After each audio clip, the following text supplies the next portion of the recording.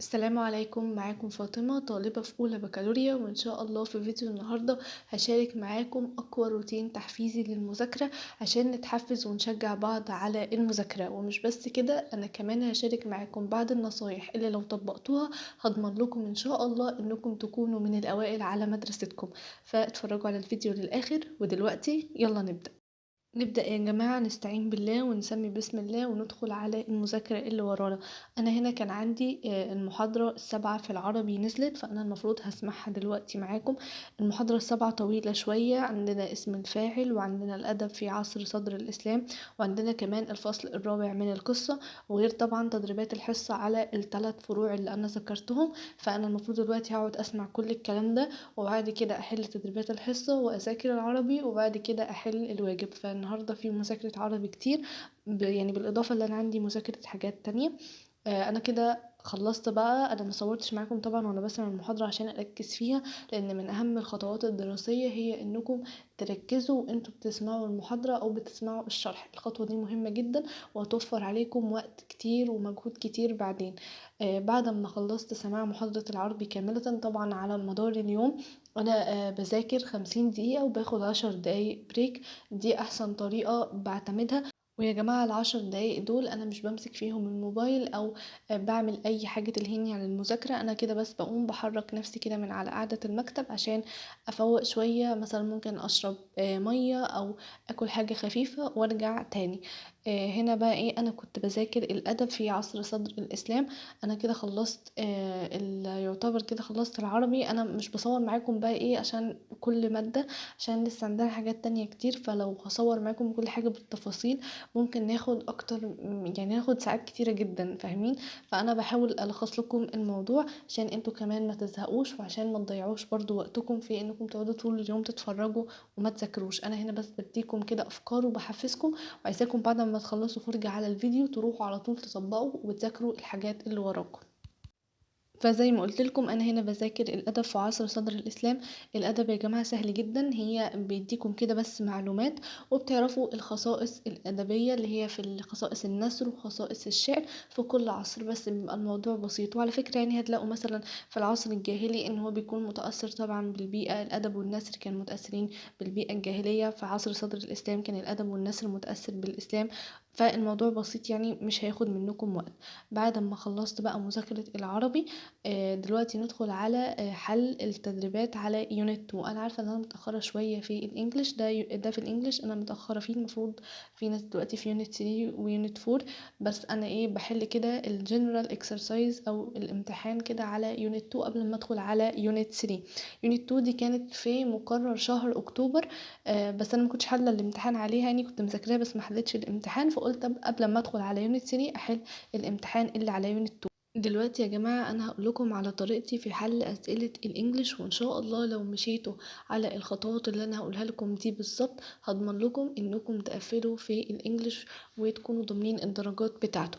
بصوا، أول حاجة أنا بعملها هي إن أنا أقرأ السؤال كويس للآخر وأعرف هو عايز مني إيه.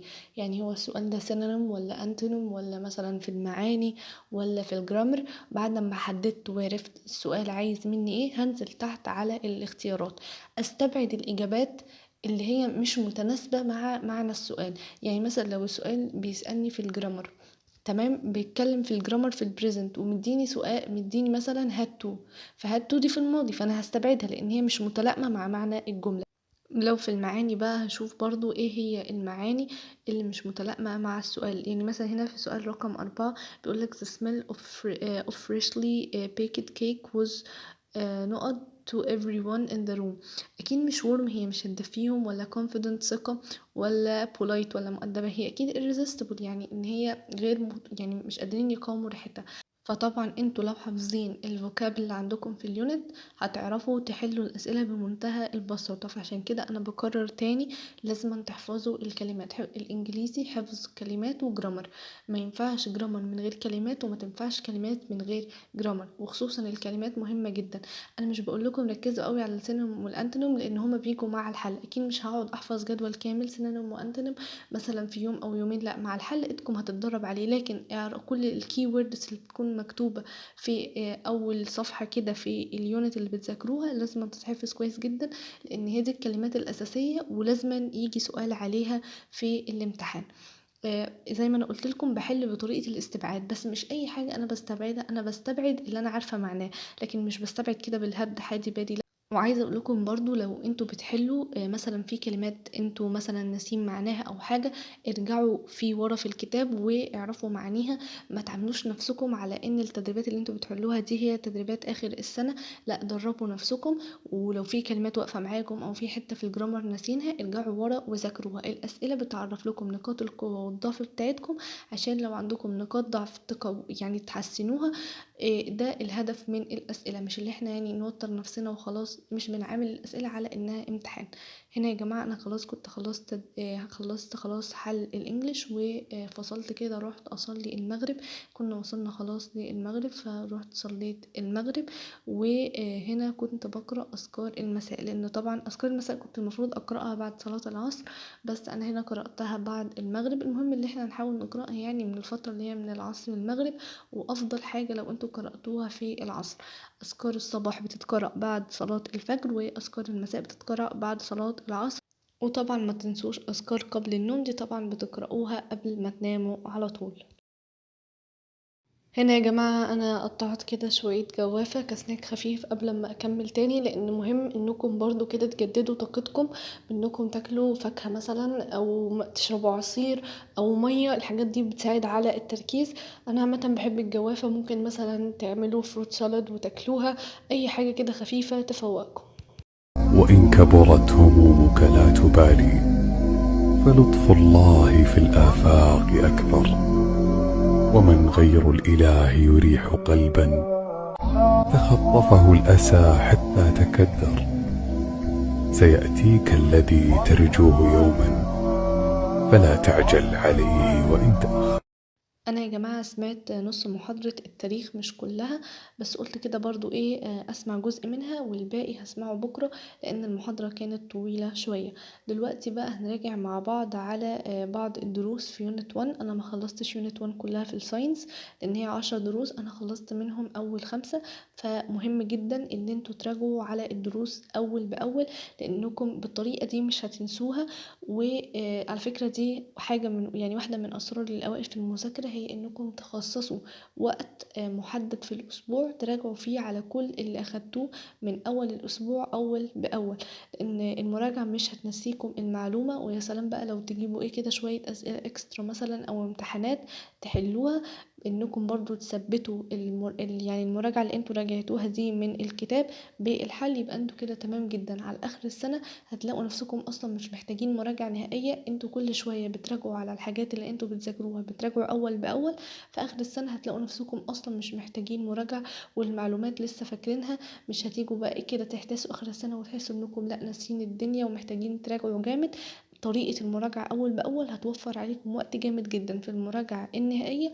وزي ما قلت لكم الحل الكتير على الدروس هتفضلوا فاكرينها، وممكن كمان تكتشفوا أفكار جديدة انتوا مش متعودين عليها، أو نوع أسئلة صعب تتدربوا عليه.